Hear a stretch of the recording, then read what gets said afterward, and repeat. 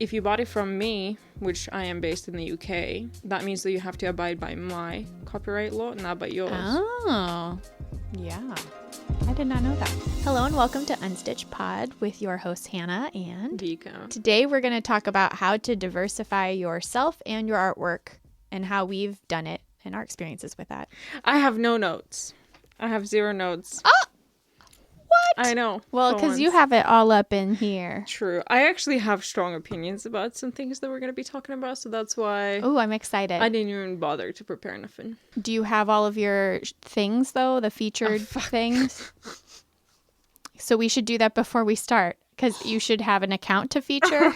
Shy. Have you figured someone out? My Instagram has been down. My Instagram has been down. Yeah, I think Instagram's down. I think it's back up now. It is back, but it's Instagram, like barely. Yeah, Instagram and Facebook had like a major outage. Did you? I thought I got hacked for a hot second. I thought I was like, that's it. They deleted my account. Like it looked so weird. It's like you have no posts, nothing. And I was like, well, there goes the world. At least we got TikTok. I know. Did you see Elon Musk was like tweeting, if you're reading this message, this means that our servers are up and running. Just like mocking like all the Facebook Meta owned, because everything's on the same server. So like one goes down, everybody goes down. Yeah, everything goes down. Yeah. Today we are going to talk about all of the ins and outs about trying to diversify, aka not just making one type of way to make money. So not just by selling your art one way. Mm-hmm. Which, as embroidery artists, it's such a slow art form. It's just not as sustainable for us to like whip out handmade pieces and have that be something that's affordable, like as a means of living. Absolutely. But also, I just thought this is so typical of us and so fucking random that we start talking about how to diversify your income as an embroidery artist when we didn't even talk about how to become an embroidery artist, like how to pay the bills firstly. Like, I mean, I think it all goes in, aka it's really hard to do, especially if you're going for full-time. It's really hard to make full-time income on just selling artwork. Yeah, no, that's like impossible unless you use like the old art system that's still currently used. Like work with the galleries, make rich people your best friends, all the stuff. Yeah. But again, that's still kind of diversifying though. Like for selling, I feel like in general, if someone's just trying to sell to other people and it's like, and you're trying not to like have other, because that's like a means of diversifying is offering at galleries.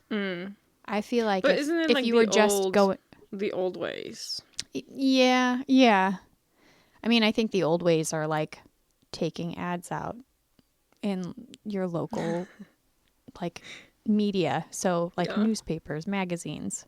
Oh, yeah. And I guess putting ads in that way. I have to say, I don't know much about the art world. Like the art business world, let's say. And I do think it's a lot about connections and then just getting your artwork in front of the right people, like selling in person.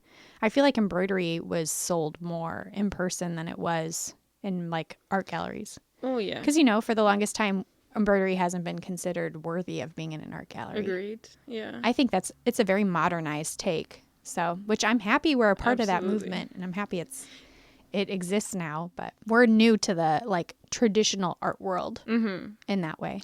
Traditional, yeah, that's the word, not the old traditional. So let's have a rundown of what we can do. First of all, online, in person. Are there any other ways?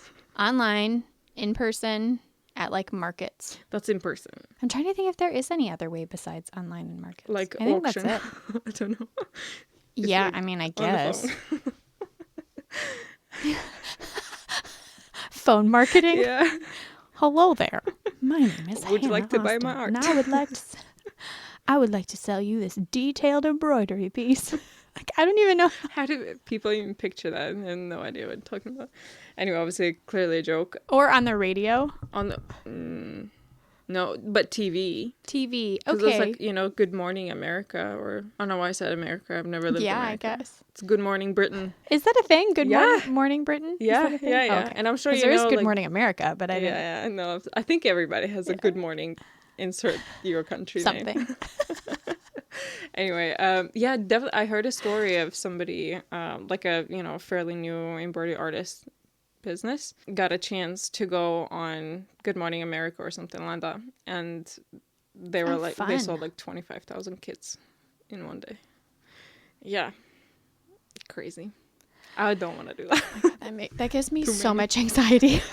You said that and I literally stopped breathing. I was like, imagine you had to make 25,000 kits in like less than a week. I would hope Impossible. that I would hope that you had it. You were prepping, because if you're gonna go on a show like that, I feel like that's like, you know what I mean? Are you throwing like I hope you have. I'm counting. That's me counting. Like, I hope you've spent enough time prepping. But then the second point I would make is I would hope that you have a team to help you make them. Oh, for sure. If you're that at that level where you're going on Good Morning America. And third, I would hope that you would have like a good lead time. Like, you're not going to get this for 2 weeks, because that absolutely. I mean, we're not even talking about that. This is just. Ugh. I feel the burnout happening just thinking about it. Yeah, but then all the money, it's like that's true. Gotta be worth it probably. Anyway, okay, so let's talk online space, how and where we can put our stuff out, but also like we should probably start with like different products, all these kind of things, rather than like going straight to like marketplaces and things like that. As an embroidery artist, you're fairly limited to like a few things that you can do. I mean, the world is yours, like, the sky's the limit really, but generally like what we see embroidery artists crank up is obviously digital products such as PDF patterns for people to make your art with their own supplies, which I think is one of the coolest things that we can do as embroidery artists. And Hannah, you are guilty of not having enough of those in your shop. I'm just now slowly expanding. The How thing are you finding it, that actually? I'm curious. I like it. I mean, it's nice. It is nice to have some sort of passive income where you don't have to actually do anything for it. Like, I understand the appeal of that. I struggle with it because I mostly focus on fabric collage, and you can't make, like, I'm working on it. I'm trying to work on like a template basically where someone could like lay the template down on the fabric and like cut around it and make like very specific I feel like landscapes. That would be totally awesome. Easy. Yeah. So I'm working on that part and trying to find a way where that feels good to me still, because I think part of the risk, right? Like, yes, the positives, it's passive. You don't really have to do much, right? Like, it's a lot of work up front, and then afterwards you just kind of get to reap the benefits. Yeah. Long term. You get to see other people do it online, which is kind of cool. Like, people will tag you and you get to see like their version of it. And I think this that's also really acts cool. as advertisement, which is incredible. Like, very true. Not very many products can come up with the outcome in that sorts. Yeah. I also think it's cool that in that way we can kind of compete with some of like the bigger names, like of, just like DMC offers a lot of downloadable patterns and stuff. And I feel like it's nice to be able to be a part of it, right? Like, people still see, it's like you make so many of them. People know that you make downloadable patterns. And so it's cool that you can compete with like big box stores or like big companies. Like, I feel like it makes it a little bit more of like an equal market. Yeah. I like that. But also the part that I've always been hesitant about, it's why I didn't start offering fabric collage kits until 2022. I just get really worried about people then just turning around and selling whatever they make based off of patterns. Oh yeah, we should and talk claiming about it as their own copyright. Yeah. Oh my God, we have to do a whole episode on copyright. Although I think I would make a lot of people angry. Have just 2 tiny cents to put in right now with regards to that. Yeah. The people don't realize, but copyright. What do I say? Copyright. Stop it! I put you in coma. Goodness me. Start talking like a child. Copyright. So people don't realize that copyright laws really depend on countries and different like unions that the countries collectively make and come up rules for those unions. So for example, copyright laws in the US, to really like reap the benefits of the law, you have to register every single thing as copyright. And forgive me if I'm wrong, I think that costs money, like probably not a ton, but a little bit, just, you know, to fill out an application. Plus that's a lot of work. Like, you know, if you're making 3, 4, 5 patterns a month, which some artists do, goodness me. But saying that, UK as an example, it basically has an easier way of reinforcing copyright. And that's nice. Your like the copyright law in the UK applies worldwide. So say you're in America and you're buying my pattern, you're like, well, copyright laws here allow me to sell it without your consent, you know, the finished project, not the actual like reproduction of the pattern. But if you bought it from me, which I am based in the UK, that means that you have to abide by my copyright law, not by yours. Oh, yeah. So I did not know that. Yeah, I dove deep at some we have point. to do a whole... we do it. There's a lot of insight that we should share, like, and just spread the word. There's also a lot of people who have their entire business based on things that they could get in big trouble for. Oh yeah, we should talk about that too at some point. So we'll have to do a whole episode on it. I think it's we'll touch on that later when we talk about some marketplaces. But anyway, returning back to sorry. 2 cents passive income in the way of like PDF downloads.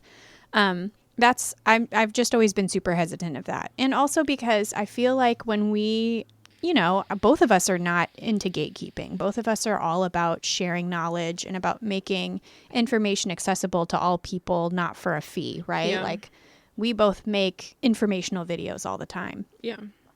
But I also feel like there are some parts of my artistic like process that I want to like keep to myself, you know, because I've worked really hard to kind of curate those skills. Yeah, absolutely. And anytime I make something that's a kit, more specifically, but in the download, even like people still get to learn like the little things that make your art you. And I worry sometimes that people will take that and like claim it as their own, and then, you know, well, that's and it's silly, to be honest, like, because it's a little bit silly. That's kind of what we want, right? Yeah.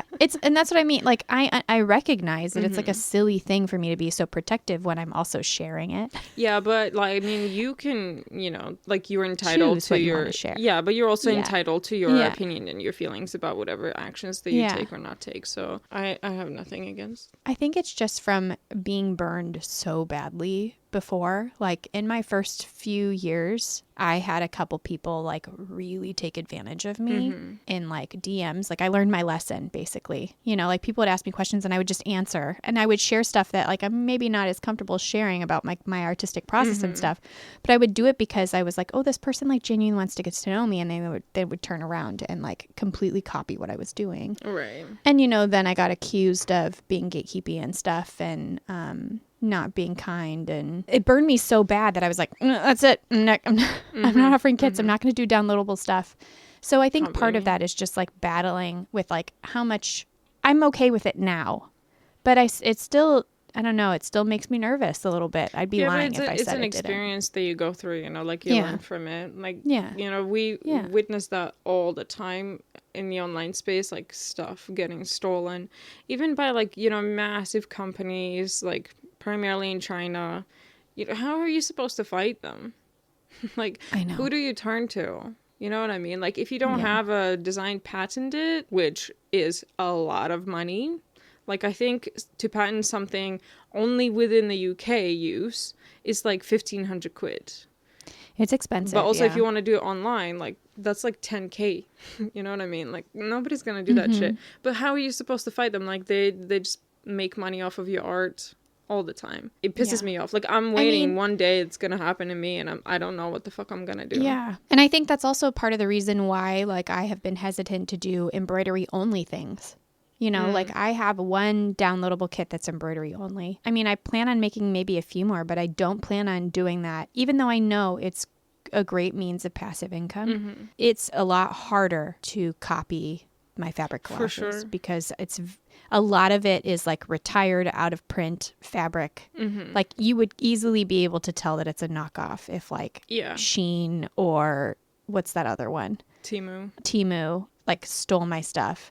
Because you do see that. We are seeing that so much in the art world where they are just stealing people's designs and claiming them as their own. I mean, Kate even had that happen to her of Modern Hoopla. Yeah. So I mean, stealing photos is a big one. Oh, somebody emailed me literally the other day.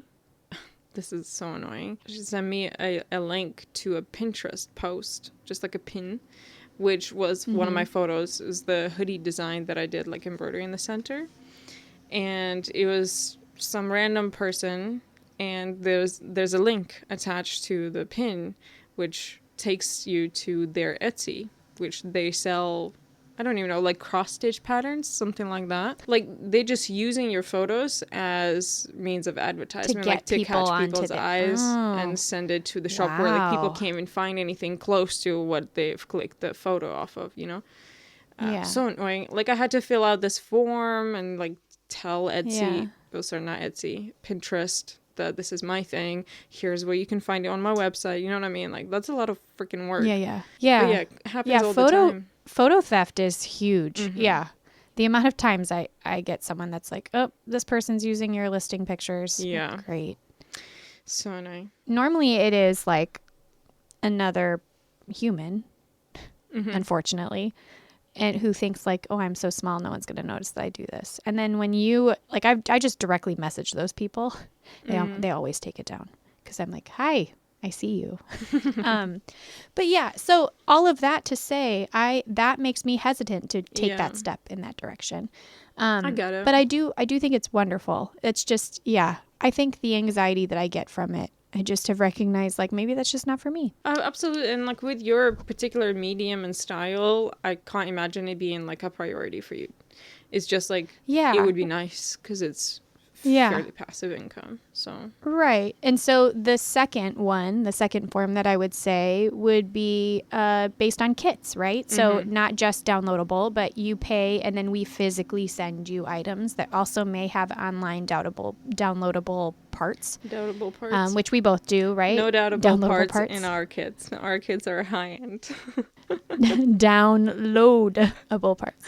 Yeah. And I think that has been like the healthy balance for me. But again, I do not offer very many because it takes me, I mean, it takes quite a bit of time to put together kits. I think that's why both of us normally do drops so we can like kind of prepare the time, like set the time aside, pay for the supplies up front. Yeah. Otherwise, it's just not very doable. Yeah. But kits is a great way to, that's my biggest money maker. Like, I'm not going to lie. Straight up say 3 times a year that I do it. That's what pays my bills. And in between, like, whatever little sales that I have, like, they just help. But trickle in. Yeah. And I still primarily make a living on my original artwork. So... And I know that is not something that everybody can say that they do. I know that is, like I've worked really hard to make that happen. And kits for me, I do them with you once a year. That's just a thing now. It's just, we've done it twice. There's plans for number 3. I think that's just going to have to happen every year. It's just once a year. This is just our lives now. You're stuck with me. Business trip once a year. Business trips once a year.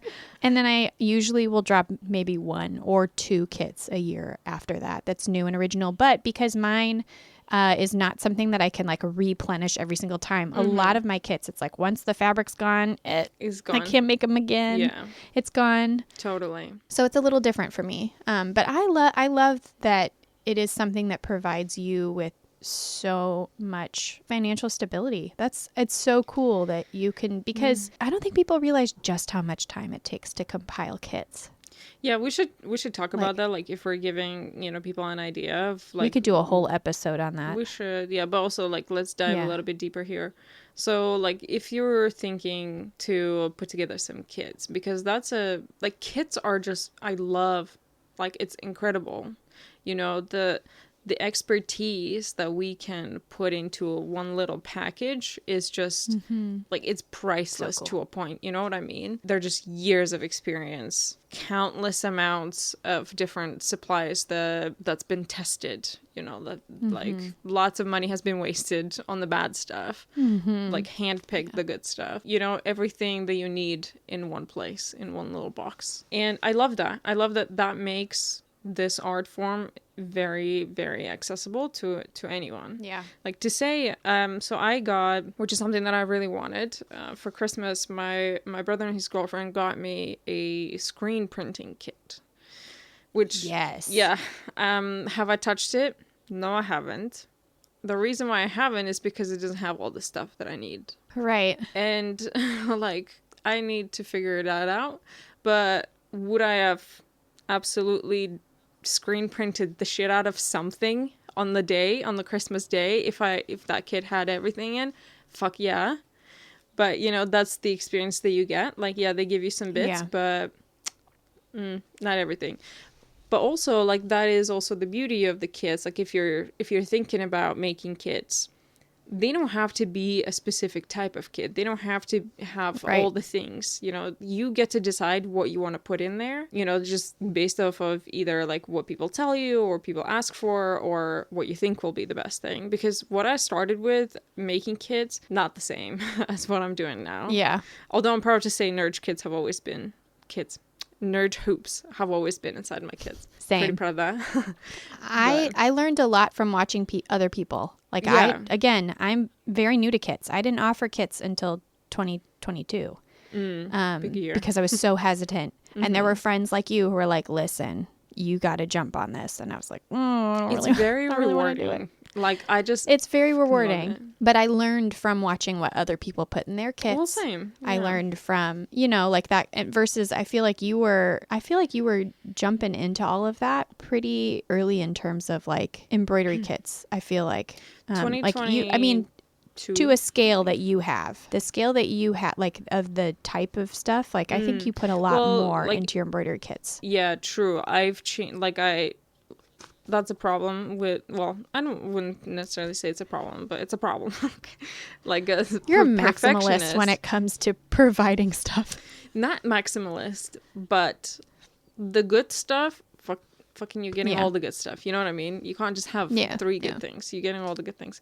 But yeah, I mean, I jumped into it like fairly quickly. I made 22 kits, 2 designs, 11 kits each. And I told people that, you know, they were going to be available like on this day and stuff. And then I put them on and they like sold within like 15 minutes. And I was like, what do I do? Like like just emails. Couldn't get one. Do you have more? So I was like, you know what? Like, I will firstly hate to disappoint you. And secondly, I will absolutely hate to miss out on the opportunity the sales, because like, you know, I've made 22. I can make 22 more. You know what I mean? So I just allowed, you know, opened it for pre-order for like the next week or something, and ended up being, I think, close to 100 kits or something like that. I don't know, but it was like a ton more than I thought I would sell. Like, I would sell. Yeah. But anyway, yeah, lots has changed since. Lots. Like, my kits don't look the same now. No. And I think also, like, we're kind of getting a handle on things. Like, the first time I offered kits, it was the same. I was like, I remember you winding bobbins by hand. I was winding bobbins by hand, and I give the whole, your husband. I give the whole thing now. I'm not about that life anymore. And I prepared 100 kits thinking like, this is going to be, this will last me a whole year. Jokes. And yeah, I think they sold within like the first 15 minutes. And I was like, okay. And I think now they're just always on my website. Like, I've gotten to a point where I think I've sold enough. I just always have them on hand. I don't know how you do that. My closet, literally the entire top of my closet is just kits. But so also, I just have, like, and I how always, much money is in your closet is the question that I have. Well, so here's the difference between you and I in terms of like, a lot of the stuff, because my kits are made with fabric that's like very specific. I have I buy the stuff up front, and I buy it in pretty large amounts. So I'm just always, if I can make them, if I have the supplies to make them, I'll just go ahead and make them. Okay. You know, and if it's a new kit though, I do have like a limited quantity and stuff. But, and there's, I think I have 3 kits that I offer year round now that are just like, I basically bought every store out of those things. And when I run out, I will not be able to make them anymore, kind of thing. And so it was my choice to make that upfront cost ahead. Yeah. And that just, it's kind of like a trickle sale, you know, like I sell a good amount of them every month. I don't advertise for them at all. It feels to me a lot more like passive income. Yes, it takes me, I don't know, 5-10 minutes to compile them in a package for someone, because I don't always have them boxed up, ready to go.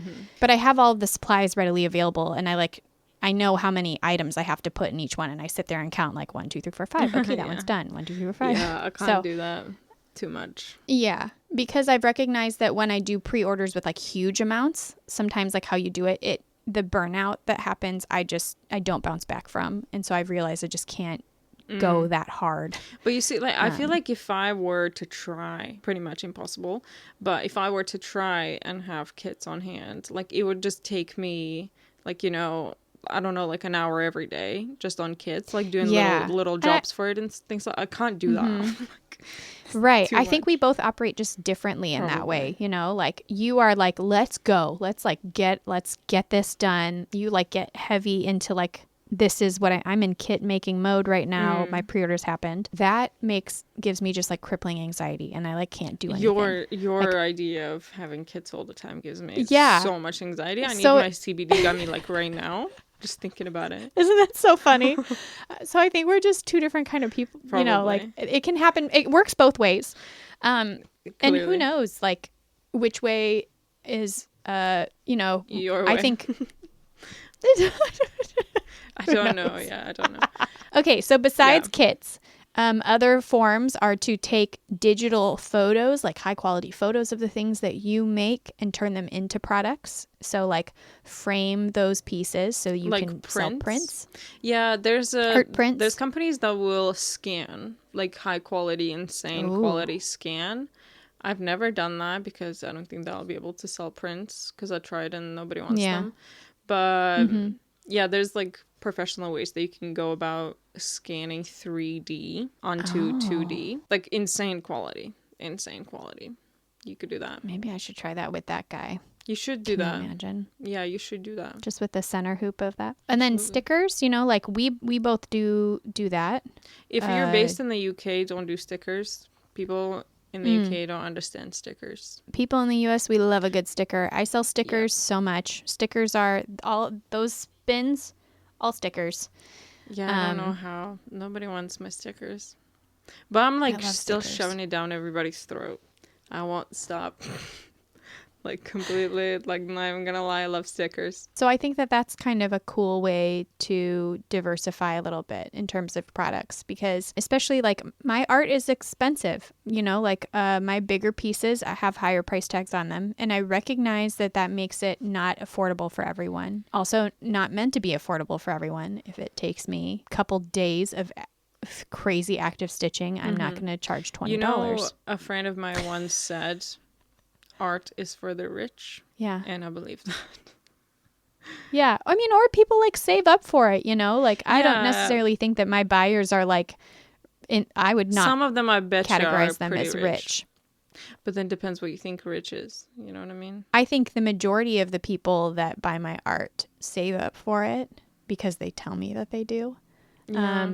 That's so sweet. You know, and I offer payment plans to make it more accessible for those people. Yeah, that's a cool idea. But I recognize, like, I would not be able to afford most of my art. I'll put that out there, you know, like we're not over here making buku bucks necessarily, you know, like I'm making a comfortable living wage to support my family of 5. What's the most expensive piece of art you've bought? The most expensive piece of artwork that I have purchased was $300. Okay. What was it? It's an art quilt, which I still think was crazy. Underpriced. Crazy quilt underpriced. That's awesome. Yeah, and it's not even mine. I gifted it to a family member. I will absolutely buy art quilts because that's blows my mind. Yeah, it blows my mind too. And then in terms of like embroidery art and like wall hangings and stuff, probably like a couple hundred. Yeah, a piece, you know? I'm looking at it now. It's a print. I paid like $350 for a print. Yeah. Yeah. It's a Peter McKinnon photograph. It's a photo art. I love it. Yeah. Guess what? Photography Do is you know also... Peter McKinnon at all? Mm-hmm. The landscape photographer from Canada. Guess what the photograph is off of? Off. Fucking hell. The photograph off. How do you say that? Guess what this photograph is. I just broke English. Guess what? Of. Guess what this photograph is of? This is alright. It is. Guess what this photograph based on? Is based on? Is No, that's like an interpretation. It's a like. I don't know. I can't guess. Anyway, it's a what? It's a moraine lake. Moraine lake. I have an embroidery of it, not off of it. Goodness me, English today.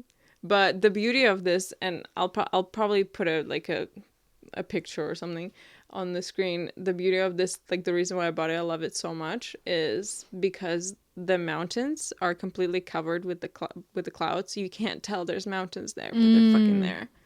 And I love it. I love it so much. Cool. It's like my favorite piece of art. Anyway, prints. But yeah, so if you go on either of our websites, maybe check out both. And just go through the shop section and check out like what kind of products that we have. We'll give you an idea. Do that with like lots of different artists if you're thinking about, oh, what kind of products can I make? You know what I mean? Totally. Some are like super, super cool and have like really, really high profit margins if you're smart about it. Like stick and stitch packs, which are incredibly popular. Pretty much everybody does them these days. If you have the right tools for it to get them printed, you know, and done and packaged nicely, profit margins are insane, which is good. That's like one of the favorite things. They used to be like in 2023. They used to be so popular in my shop. They've kind of died down now. I don't know why. Probably because I'm offering a lot more other things.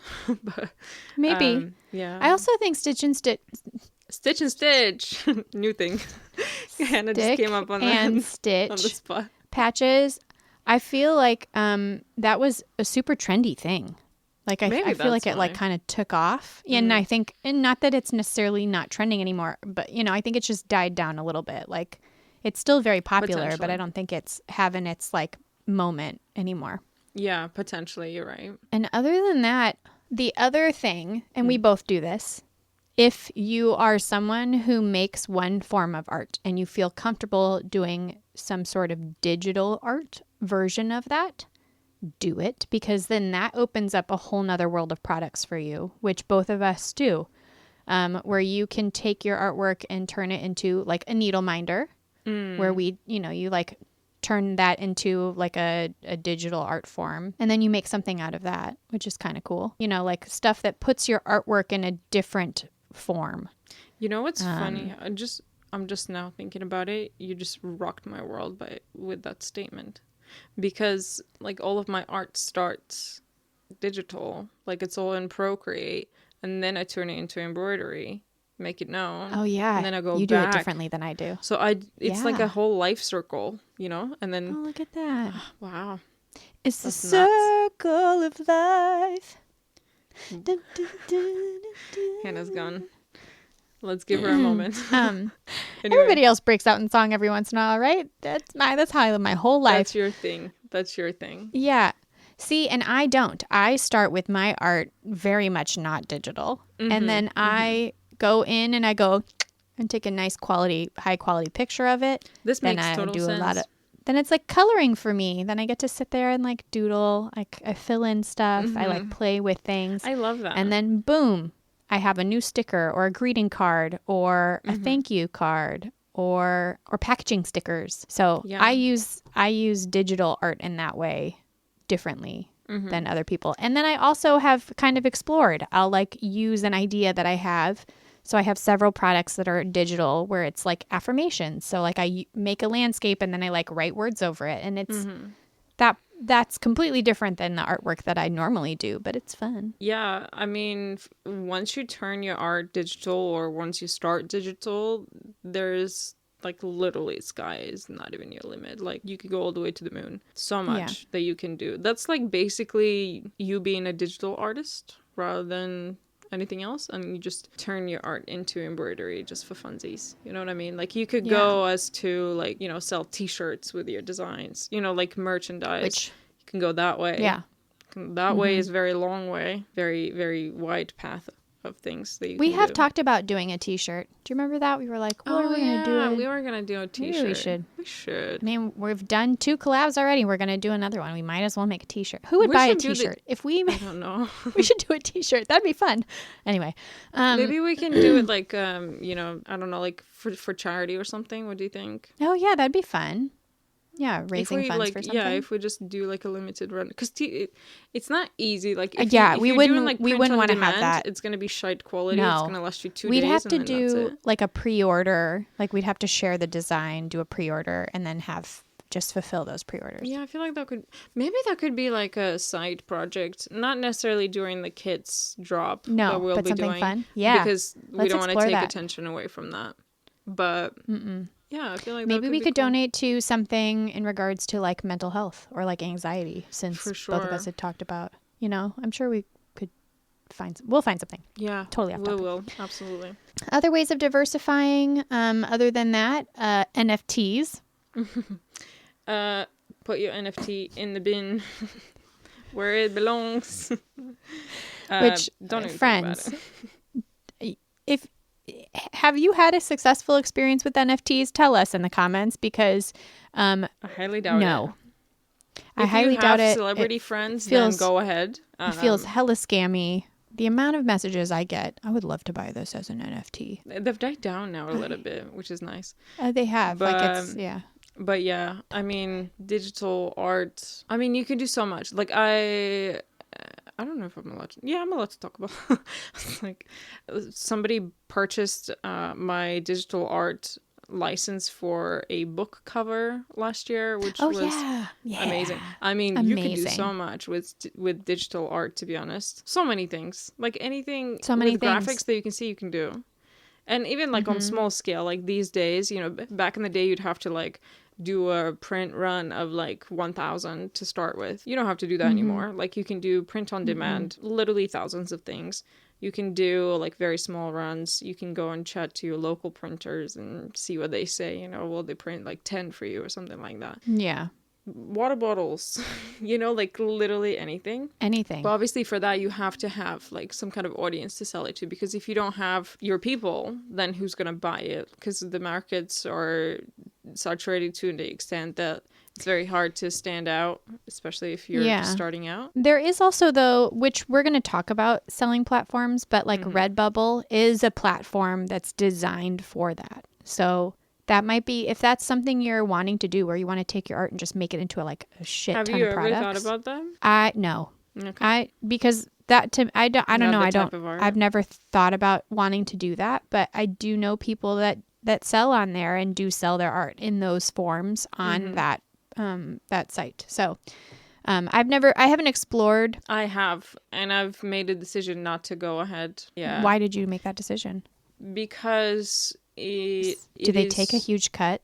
Oh yeah, of course they do. Yeah, I figured they would. The cut is massive because you're not doing any work. You're just uploading your art to their website, and then they do whatever the fuck they want with it. But it's not very good quality. Like the stuff that they do is all the same print on demand. It's not very great. People have been reporting that they no longer want to shop on those kind of sites where they know it's because of the low quality. No, because they want to support artists directly. And it's kind of like this whole switch, like a twist in the industry where the artists are like, well, you print on demand companies in these marketplaces are taking all the money. You're paying me pennies. This is like classic musician versus Spotify case. Instead of that, artists are kind of building efforts to build their audience and sell directly and source and produce products themselves, because they can QC them and they can choose what they want rather than settle for what's available on those marketplaces. And then people are like, oh yeah, I'll just go and buy it directly from the person. You know what I mean? Yeah. So there's a switch is happening, which is really cool. That is cool. I like that. I was considering it because, like, you know, my art is very simple. I have like all the digital files. I even taught myself like vector files, vector art. Yeah. Not for that purpose, but for other things. Yeah, I can't remember, to be honest, like fully why I decided not to. That's good to know. I mean, that's not one of the selling platforms that like I had gone in today talking about, either of those, Society6 or Redbubble. So that's good to know about. Other than that, the other ways of diversifying your income when it's not just that would be the knowledge that you have behind it. So marketing yourself, selling yourself, and not just physical products, which is the other part we want to talk about today. Do you mean? So yeah, what do you mean? Going into having a fee attached to the knowledge that you have when you share it, and having a place for that to happen. So that would be in reference to something like Patreon or YouTube subscriptions, where you pay the paid subscriptions on YouTube, or Meta now has on Instagram, the Instagram subscribers. And this is a way for you to be able to convince me of that. Yeah. I'm still debating whether I should do it. There's a lot of pros and cons to going those routes. If you are going somewhere like Patreon, which is a pretty huge platform. Most people know about what Patreon is. I have supported people on Patreon before, and I've sold on Patreon before. It can be a really wonderful tool, but it is a separate entity from other social media platforms, versus like YouTube is embedded in YouTube's account, whatever account you have on YouTube. And then same with the Instagram paid subscribers, that's embedded in. So you don't have to like go to a different site in order to access and upload.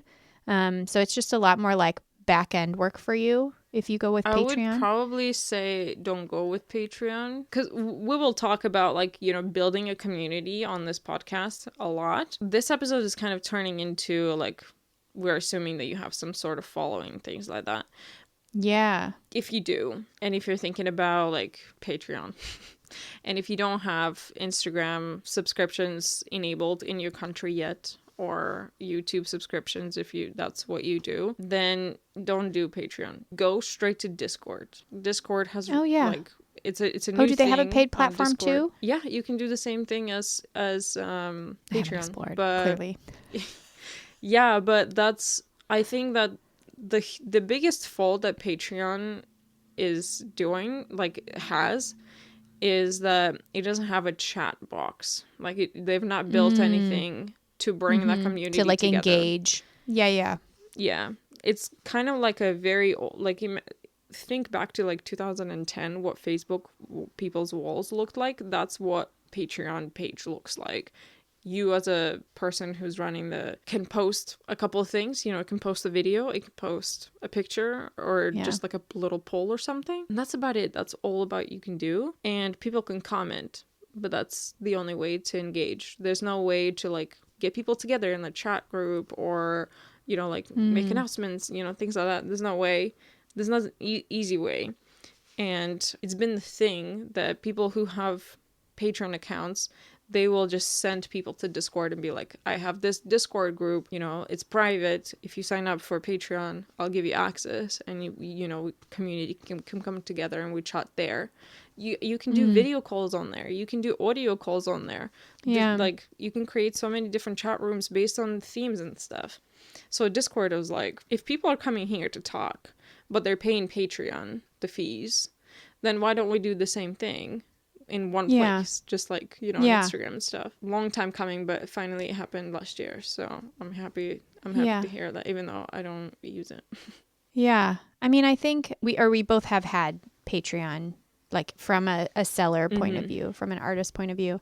And we both are not on it anymore. There's no organization to from the seller point of view. Straight up. And supposedly they're fixing a lot of things, and maybe they have since we've not been on there, but it's just very old technology. Oh yeah, it's awful because, you know, literally 90% of their income comes from like 15 people who have Patreon. They just have like thousands and thousands of Patreon subscribers. Yeah. So they don't give a fuck about building, stuff. Now they do, because Instagram has subscriptions. TikTok's going to have subscriptions soon. Yeah. YouTube, Discord, like Patreon has always been just a transaction point. You know what I mean? Yeah. It's like, why am And it was like the first one. So I think that's another part of it. Like it's the grandfather of this kind of service. But they've not kept up. They're trying to savage it now, but they are. That. Because so many of us have been leaving. Yeah, they're not. So from my standpoint, example. So on Patreon, you can have different tiers of levels of memberships, right? So there's like a basic one that maybe you get to pick how much too. So like, let's say I pick my first one for like $3, and then my next tier is like $10. And then you get to pick what benefits people have access to that you provide to them for that additional fee. So like my base one was like, I don't know, $4 or something. And it was like, just support me as an artist. You get behind the scenes photos. You get, like, thanks for supporting me. And then my next tier was like, you get an early access to all of my drops for my artwork. And then the next tier was like, and I'll send you stickers once a month or something. And that in theory sounded great to me, but there's no way of keeping track of addresses for people, like of being able to know what, like you have to make your own spreadsheet to keep track of all of that. There's not even an app. You have to go on desktop all the time. Oh my God. And they have an app, and it's shit. It's absolute crap. That's equals to they don't have an app. They don't have an app. Yeah. And then it just got to a point where I felt bad as like a creator, because I felt like I wasn't holding up my end of the deal. And when I announced, I don't even remember how long I had it, but when I announced I was going to close it, they were all like, it's okay. You're fine. We'll still pay. Like the people who were there though, were there because they truly wanted to engage with me. And that was not happening on that platform. So I was like, I don't get to have conversations. It was the same thing. I don't get to have conversations. I don't get to, like, I want to build community. I want to spend time engaging with people that really are invested in my artwork and my knowledge. And I said good riddance, and oh my gosh, best decision I ever made. I did not like it. I didn't like it either. Upsides for Patreon. So there are some benefits. You don't have to have any follower base of any kind to be able to have that. If you want to offer that service, that's great. You can do it. Versus on Instagram and on YouTube, you have to have a certain amount of followers in order to access that that portion.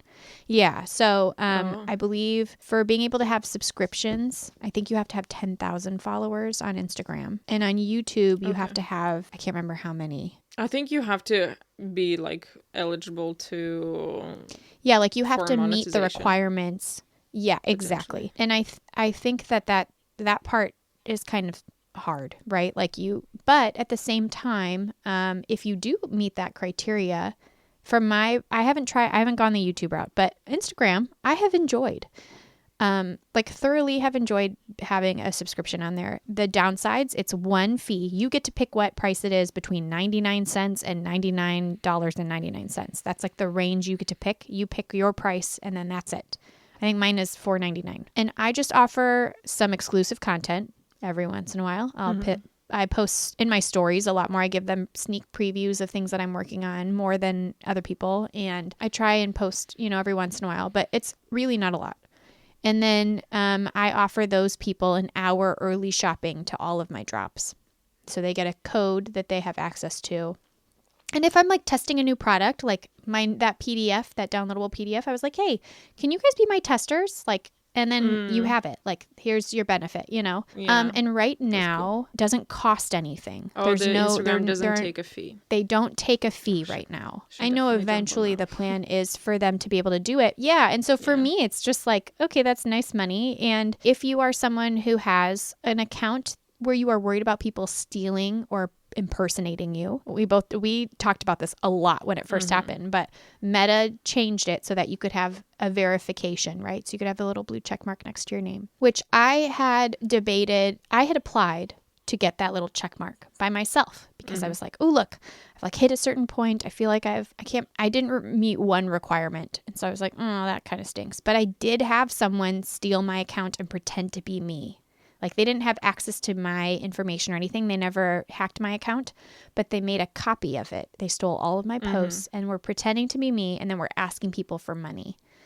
which happens, right? It's like a common scam. And so I decided, okay, I think I do want that blue check mark. I'm going to pay, which is kind of shit, but I'm going to pay for that little check mark. And then that also provides me with a little bit more of a cushion so that no one tries to do that to me again, because it sucked. It really messed with me.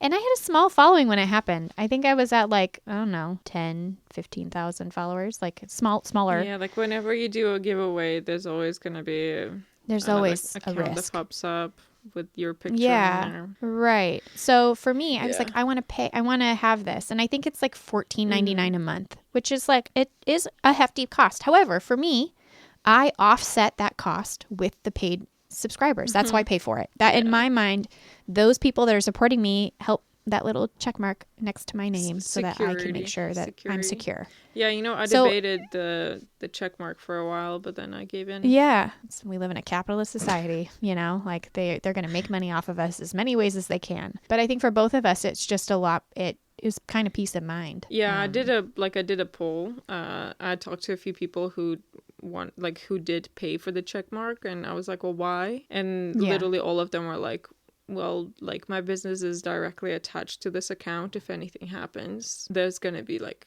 difficult costs attached to that. And I was like, fuck, you're right. Yeah.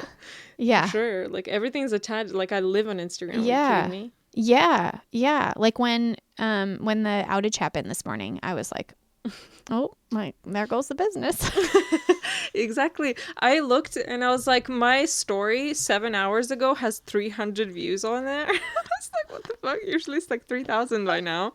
I know, right? And then literally like the app is like, can't load nothing. Yeah. Can't see like the internet how many people I follow. My internet's fine. I know. Yeah. I know. They had a bad outage. I highly recommend if you have that option available to you to monetize on Instagram, I say do it. I'm disappointed in Meta because at one point in time, this beautiful moment of, what was it, 2021, when they decided to start monetizing Reels.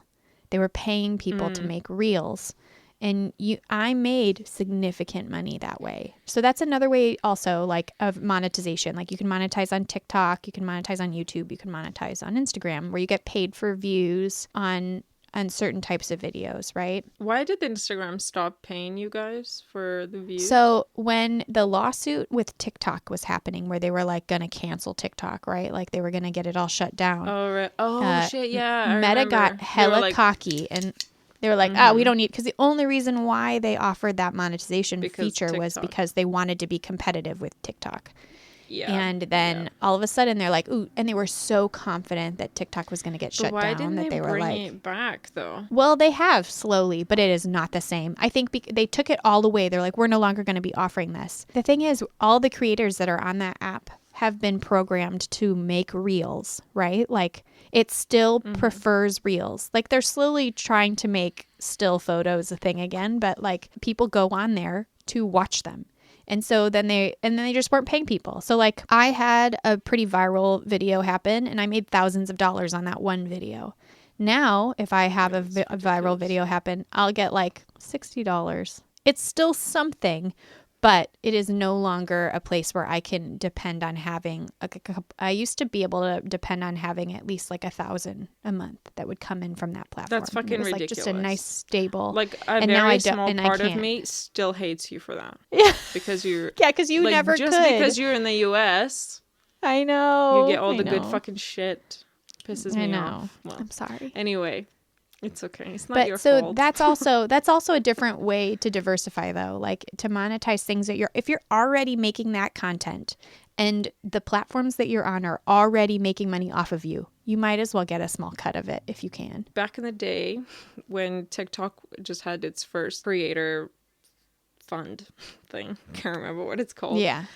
So TikTok had started it basically, paying people for content. And then, everybody copied. It's all like measured in RPMs, which is like how many views it has, how long is like what counts as a view basically. How many seconds or how many minutes of your video the person is watching and all this stuff. To give you a perspective, we're talking about it as if like it's going to make you a ton of money when at some point if you were based in the US, Instagram could, but it's no longer the case. Same with TikTok. Like, I think I had a video that was like reached like 19 million views or something in a couple of months. It made me like 300 pounds.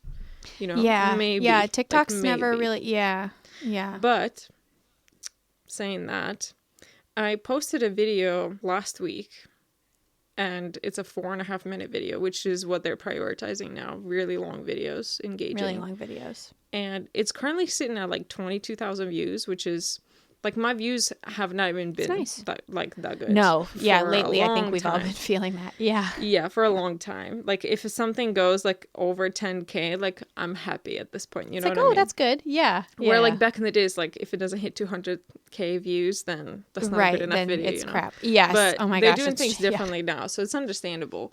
But they've changed their like creator fund program. They're calling it like I can't remember what it's called. I'm not gonna lie to you. I can't remember what it's. Yeah. Program beta. I'm enrolled in it. Yeah, and basically you could either, like, when they made the change, you could either stay using like the original program, or you could sign up for this one. But if you do sign up, you automatically lose like access to the previous one. Yeah.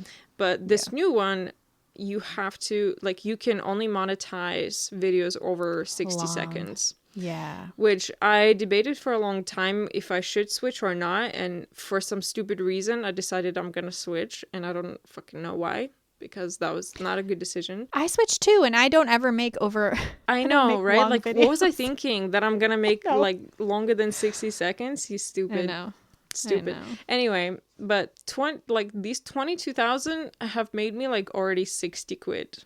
So I mean, that's only something. Yeah. 22,000. It's in comparison to what you used to make. Yeah. So that's worth looking into. I can't remember how many followers. I think you have to have like 10,000 followers, and you have to have like so many views in like a probably 30-day period or something, but it's worth checking out. Yeah, worth checking out. If you want to make long form. Sure. Yeah. Yeah, we've gone on so many tantrums about all these things. We should actually go back to our topic. I told you that this was going to be an episode that would it would be a multi-episode. I was like, I'm do serious. All these 3 things in one You're go. like, no, it'll be fine. And remember my response? My response was, ha, ha, ha, ha. You're so funny. Like, okay. I can't tell right now. How long have we been recording for? My laptop's too far away. An hour and 9 minutes so far. Let's just quickly talk about the e-commerce platforms. So we just wanted to talk about like your website versus Etsy, basically, correct? Because there's not much else really to talk about. Yeah, I was just, the 3 that I had looked into were Squarespace, Shopify, and Etsy. But then I also was going to offer an alternative that everyone has access to, which is Instagram stories. Okay. My take on those things. Because you still have Etsy, right? Yeah, I do. Dude, I have such a difficult relationship with Etsy, and just like the fact that I have it. It makes you money. It makes me money. That's the most annoying thing, because it makes me money like mostly passively, thanks to the PDF patterns. I was going to say, do you offer physical items on there, or is it just patterns? I do. I do offer, not a ton, not like the whole range that I do, but I do. It's not a big deal, but mostly it's just PDF patterns that sell, which is lovely, and it's awesome, but it limits my opportunities for the future. For example, there is a really cool new kid on the block since like 2020, something like that, maybe a little bit earlier, which is called Fair. Yeah, so Fair is an awesome place where like independent little shops and new businesses can go and browse items made by independent artists and new little businesses. And basically it's like cutting away from like massive mass production companies. So if you wanted something unique in your shop, if you have like a little corner shop somewhere, you go there and you buy it like wholesale directly from the artists. And crafters, makers, small businesses, all these people. And it's awesome because they approve like every application for a person to sell personally. You have to give them time, and they'll like look through you. And if they see something dodgy, like, maybe you're sourcing stuff from China or from somewhere where like, it's not sustainable or something they have criteria basically. Yeah. They will happily deny you. But also, they will happily deny you if you have an Etsy shop. It doesn't matter if you sell physical items on there or digital. they will not even consider you if you have an Etsy shop, which I think sucks. But that's like, it's like making a bold statement, you know, like Honestly, if you have an Etsy yeah. shop, because Etsy, like we should talk about it, but you know, is not a good place. Like Etsy can be good, and it used to be really good, but it's not good anymore. And but hopefully it will change in the future, hopefully. But basically the rules slash the policy per business policy or whatever that Etsy has started with is it's handmade only. No mass production, basically. Has to be authentic, all the stuff. And that's no longer the case. Like, they used to really monitor it, but because it's grown so much in the last, like, It's huge. half a decade, Yeah. they can't really monitor it, or they're not trying because, you know, it's making the money and whatnot.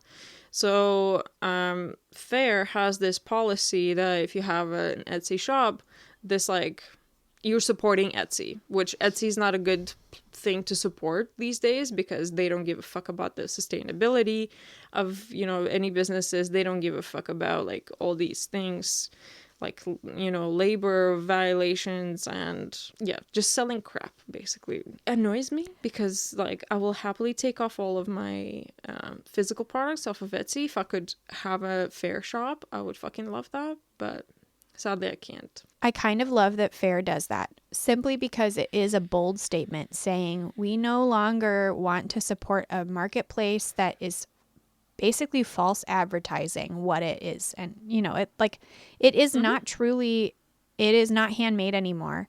When Etsy was first a thing, there were many of us, like I had an Etsy account in 2008, 2007, 2008.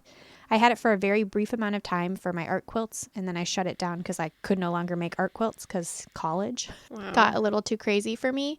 But I know several people that were on it at the very beginning, and it was so fun. It was a really small niche marketplace that was really designed for small crafters creatives and makers and artists. Yes, and it was such a cool space that was functional, but also just really, really easy to find, high quality, one of a kind things.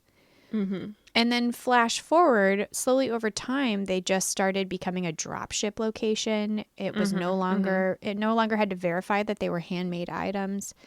And now the amount of products that are on there that are not handmade flood the market so much so that finding the unique pieces that you want to find are really hard as a buyer. And as a seller, you have to pay or meet certain criteria in order for your stuff to pop up first in their e-commerce like search bar.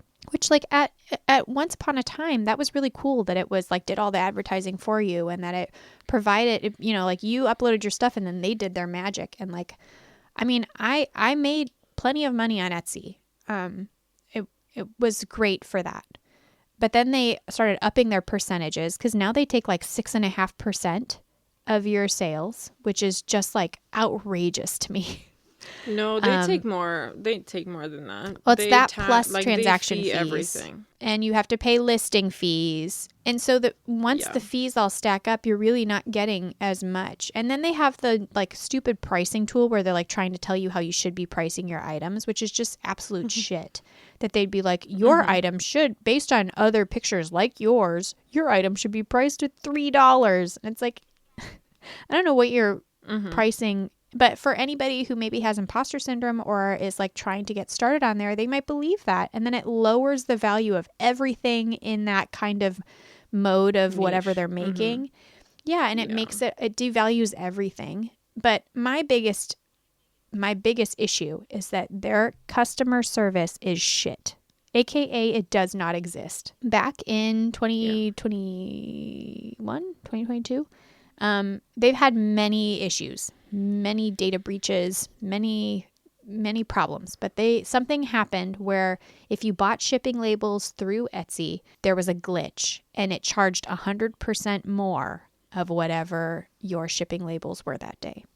So little old me, I had made $50 worth of purchases of shipping labels that day. I got a call from my credit card company. Thank goodness that I did not have mine attached to my actual bank, like a debit card. Okay. And I got a call from my credit card company that said, Etsy was like, hi, or the credit card company was like, did you buy $5,000 worth of shipping labels today through Etsy? And I was like, absolutely not. I did not. They thankfully canceled that transaction. And I go online to look it up, and it affected like hundreds of thousands of users. Etsy has one phone number listed for support that you can find if you really scour the internet. Like, it is not readily available to you. You can send an email, no one responds. And so many people were overdrafting on their accounts because it pulled from their direct bank. Like, they didn't have it linked to a credit card. And so people were overdrafting. And Etsy's response to that, they fixed it 2 days later. And their response was, here's $20 of free listing fees. Here, you can list things. Here's $20 for you to list products on our website. And that was it. There was no deep apology. There was no and so thousands of people were out of all sorts of money. And I'm so lucky that I had the coverage, that I had a credit card attached that did their work there. It was amazing. They really took care of me.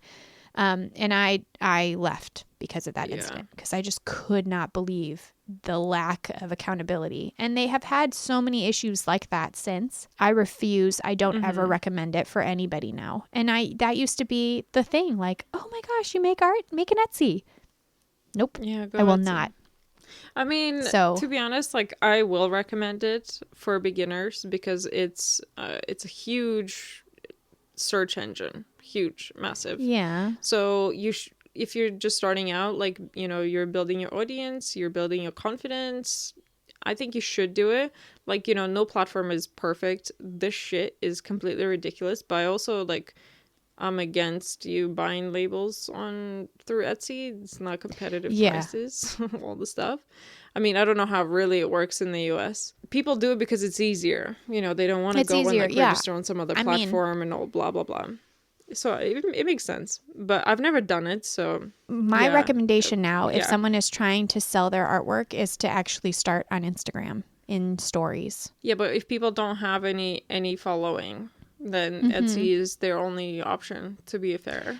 But there's other little kids popping up on the block, but Etsy's the main one. If you don't have a lot of followers or a social media following, and you don't drive your own traffic, and you're a pretty small seller, I don't think you have a chance on Etsy. It's so flooded now. To get your stuff to get in front of eyes. I'm curious.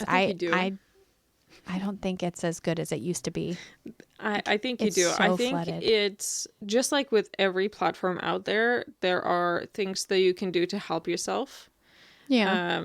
I don't think it depends on what you're selling. I think it depends how you market it. There's, you're allowed up to 10 tags and everything is, because Etsy is a search engine, just like YouTube, just like Google. If you want to put something out there, you need to make it searchable. If you don't, you're not going to get no views. You're not going to get no sales. So if you put effort into how you're using your description and what tags you're using, all these things, everything matters on Etsy. And I dove deep into that. And at the beginning, now I don't give a fuck that much for Etsy. But back in the day, I didn't have my own website that I started on Etsy. Right. But back in the day, I think the amount that platform has changed from 2021 to now is so immense. I really don't think it's the same experience. If for someone who's just starting out. It's probably not the same, but I don't think it's far off, to be honest. Yeah, maybe. I'm saying for someone who's who doesn't have social media followers, who doesn't have anything established that and they start a shop and they have 0 sales, I think it's really hard to get going now because it's such a flooded marketplace. But this is your only option, really. So you're either going to put a little bit of work into it and try and have a go at it, or you're not gonna, there's no other way unless you're going to spend all your time making reels and trying to build that following. And that is my recommendation. I mean, same. My recommendation is to push hard on getting your face out there. If you face, and I mean brand, whatever your branding is. face. Yeah. If you want to put your face out there, but like your products. You should put your face on there. You have to figure out how to market yourself in a way that builds you a following of some kind. I think it's easier to do on social media than it is to do on Etsy. When I looked back at my like SEO or my like search engine drives when I was in Etsy, it was like 98% of my sales came from social media. So I was like, what the fuck am I doing on this platform that's supposedly great for a search engine when like no one uses a search engine for my shit? I'm driving all of the traffic. Maybe because you didn't use the bloody tags. No, I did. I did all the tags. I did all the things. Maybe not the right ones. I'm only mucking you. But I recommend to people to really go hard on social media, try and make connections. And I'm not saying feel salesy. Like, don't go into it like I'm going to find people to follow me because I want to make money. Find an actual community. Like, try and make yourself an active part of the community. Yes. I'm going to let you finish your thought. And then I'm going to say a next episode. We should talk about like building following, because that's going to be the biggest question. Yeah, I'm not going to go super into it. Yeah. We should do that for the next episode. Is that my cat? It is Riot. Of course it is Riot. Okay, keep going. Oh my God, I love that cat. But figure out a way to kind of like get a little bit going. Even if you have a small following, if you want to sell your stuff, post whatever your product is into your stories. And you can even put something like DM if you're interested, or you can put a price, you can put a description, you can do all sorts of stuff. You can use hashtags in your story and then save that to a highlights folder of like products for sale. And if anybody is ever interested in your products, you can say you can go to my story highlights. That's where I have anything listed.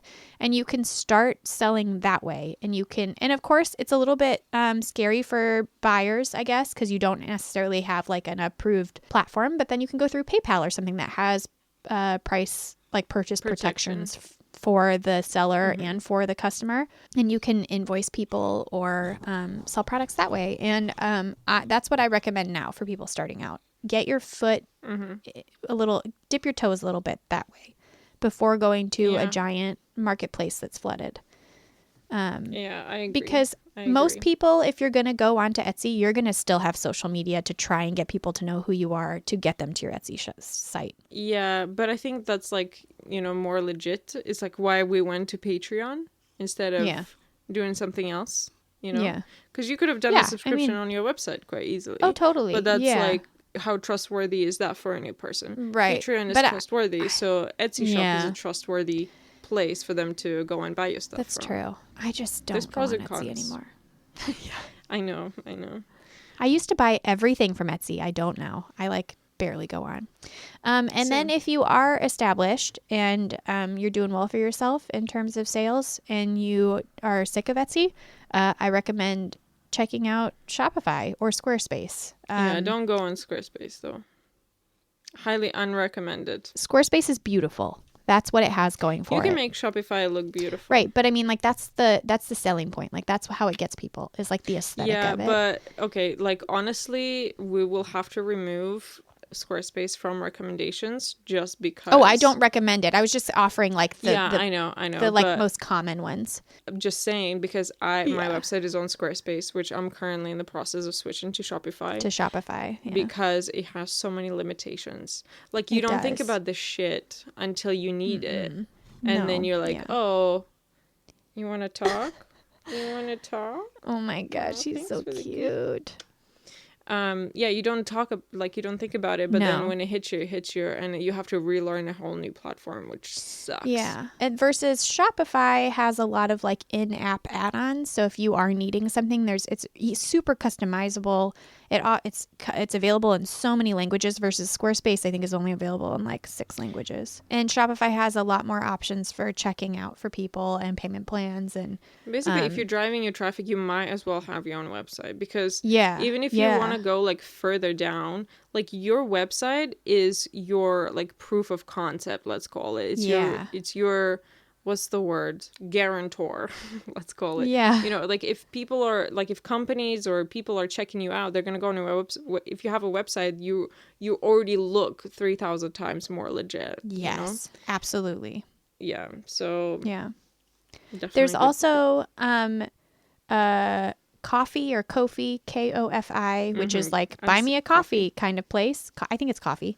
Yeah. They also now have a marketplace. I don't know how. Yeah, it's newer. So you can sell on there too if you're like wanting to have like a legit, like go through a different website instead of Instagram. That's also one. I have friends that have had decent success on there, and it's like creator centric, and like Yeah, very. they've been actually hiring, like investing in a lot of creative talent for the company. Yeah, like it seems like a really cool thing that I For would sure. recommend checking out. And then Big Cartel is another one. It has a limit on how many listings you can have, but it costs like 10 cents a listing or something. It's it doesn't have as big of a like search engine as Etsy, and it's like pretty no nonsense. But I've also heard good things about that too. I don't know much about either of those, but I just thought I'd mention them too if people are there's a looking few into it. good places. I know you need to get going. Yeah, let's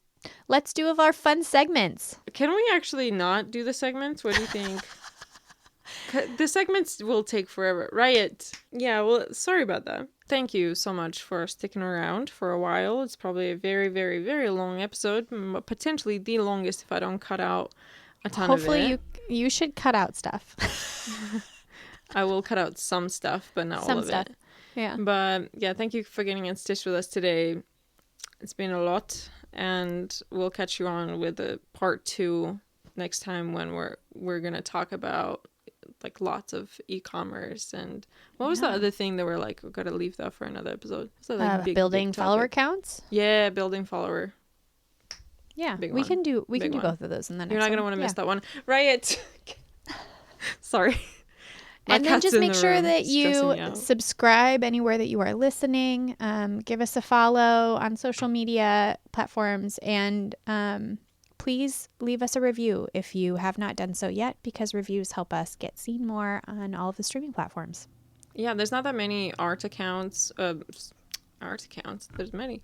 There's not that many art podcasts, or basically we're pretty unique. So we should get that out there. Just help us. Yeah, helps out. Leave a comment on Spotify or YouTube, and rate us on Apple Podcasts. That'd be really cool. Thank you. And we'll see you later. Bye. Oh, controversial. Okay, I got a really, really good one. I think I'm going to get thrown into, I'm going to get canceled for it. No, you're not. I won't get canceled for mine because I think mine's popular opinion, but it's upsetting to older folk. Well, okay, this will be surprises. I might change my mind because I have 2 written down. So one is really bad, the other one is pretty bad.